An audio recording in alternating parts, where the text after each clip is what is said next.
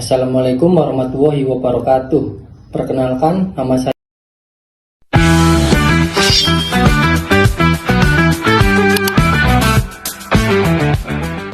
Di sini saya akan membuat video pengenalan tentang gas detektor, khususnya tipe Riken GX 2009.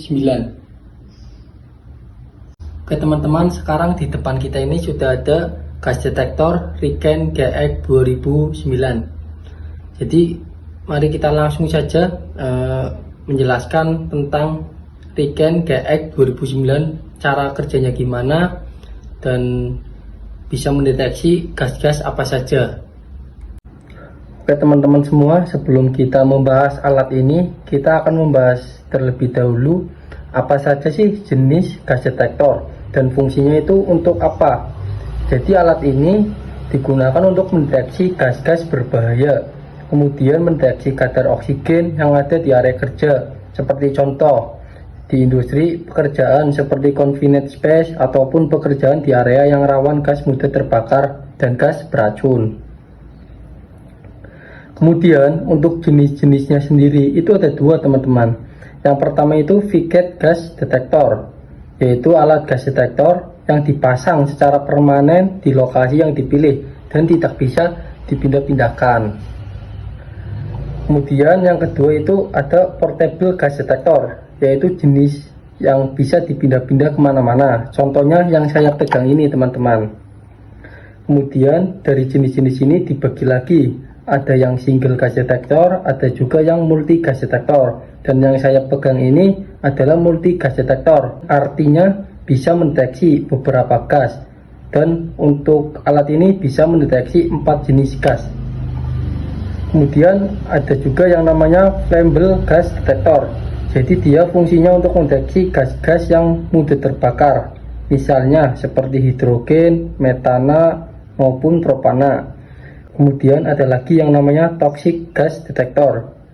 Itu adalah gas detektor yang memang khusus mendeteksi gas-gas yang beracun, contohnya seperti H2S gas detektor. Kemudian ada yang namanya oxygen analyzer. Jadi dia khusus untuk mendeteksi kadar oksigen yang ada di lingkungan yang berpotensi kekurangan oksigen.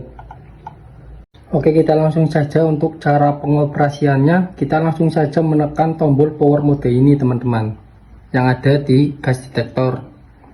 Kita langsung saja menekan tombol power mode ini hingga berbunyi beep dan layar akan menyala. Kemudian di sini ada tahun waktunya, kemudian menampilkan baterai, kemudian ada alarm, ada still, kemudian ada TWA, dan ini auto zero teman-teman. Kemudian ini adalah tampilan akhirnya. Kemudian di sini masih ada sisa-sisa kandungan H2S-nya teman-teman. Jadi kita menekan tombol air ini untuk merilis atau mereset.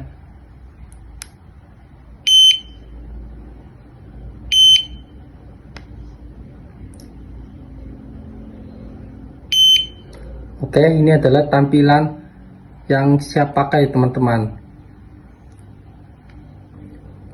Untuk penjelasannya di sini ada L, yaitu batas bawah ledakan. Ini sangat penting karena menentukan batas minimum gas yang dapat meledak. Contoh dari gas LIL itu seperti metana, propana, hidrogen. Untuk alat ini sendiri itu dapat mendeteksi metana teman-teman, yaitu pada CH4 dengan LIL 5%. Artinya adalah jika konsentrasi gas di bawah 5%, artinya tidak cukup untuk menyala, dalam kata lain aman. Dan jika LIL-nya lebih dari 5%, artinya berpotensi untuk menyala dan meledak teman-teman. Kemudian di sini ada CO atau karbon monoksida, dengan satuannya itu ppm atau part per million, bagian per juta, dengan batas ppm-nya yaitu 50 ppm dalam 8 jam menurut OSHA teman-teman. Dan menurut peraturan tenaga kerja dan transmigrasi nomor 13 tahun 2011, untuk batas ppm CO sendiri itu 25 ppm untuk rata-rata 8 jam. Contoh untuk gas CO atau karbon monoksida itu seperti asap kendaraan maupun asap rokok teman-teman. Kemudian di sini ada oksigen atau O2, batas minimum dan maksimal oksigen yang baik itu antara lain 19,5 sampai 23,5.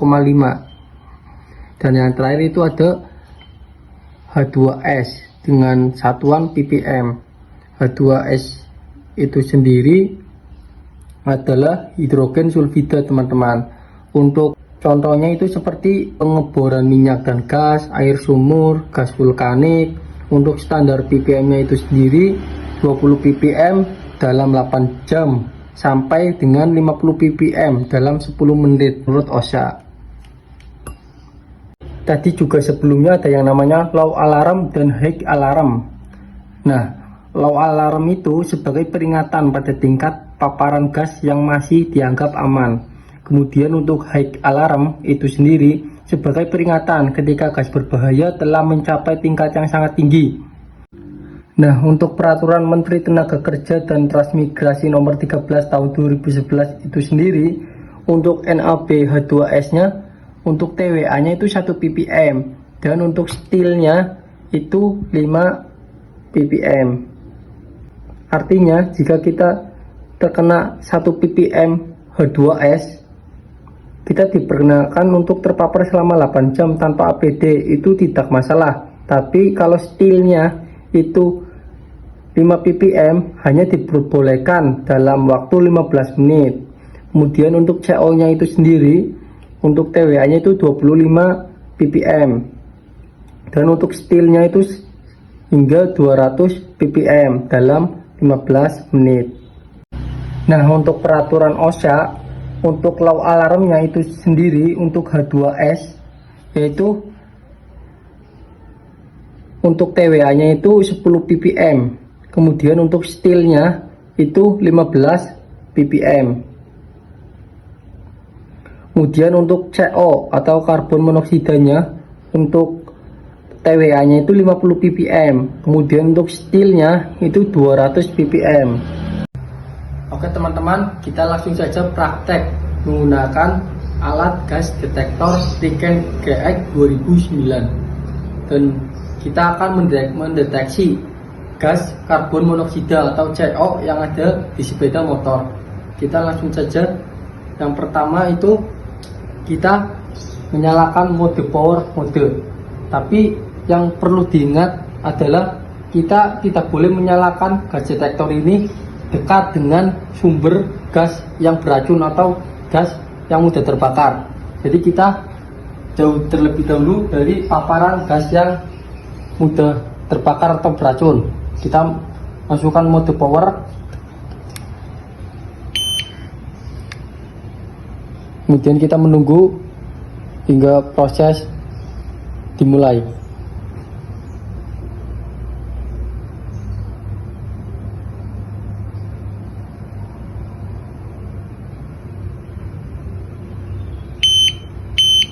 Kemudian kita menekan tombol air untuk merilis atau mereset ulang hingga tulisan rilis muncul.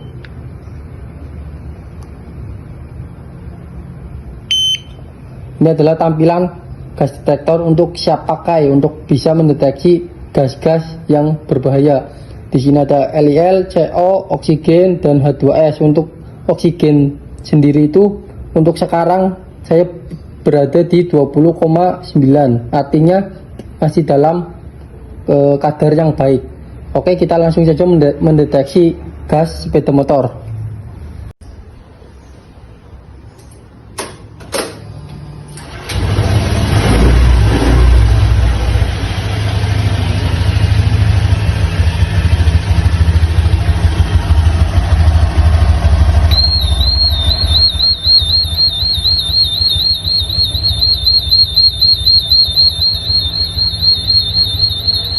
Ini adalah tampilan jika salah satu dari 4 jenis gas yang bisa dideteksi oleh GX 2009 ini terdeteksi teman-teman. Contohnya itu gas CO atau karbon monoksida. Kemudian untuk mematikannya kita mencet mode power.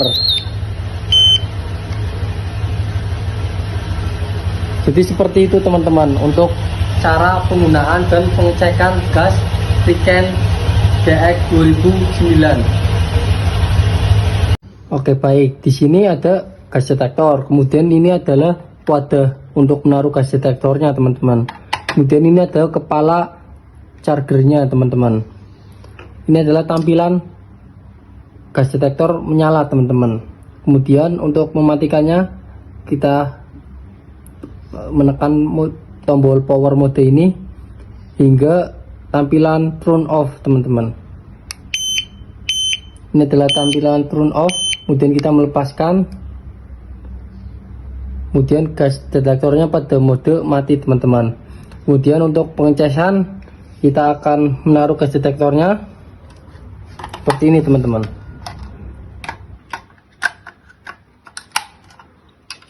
Ini seperti ini. Kemudian ini kepala cecesannya, dan kita masukkan saja kabel ini ke wadah gas detektornya.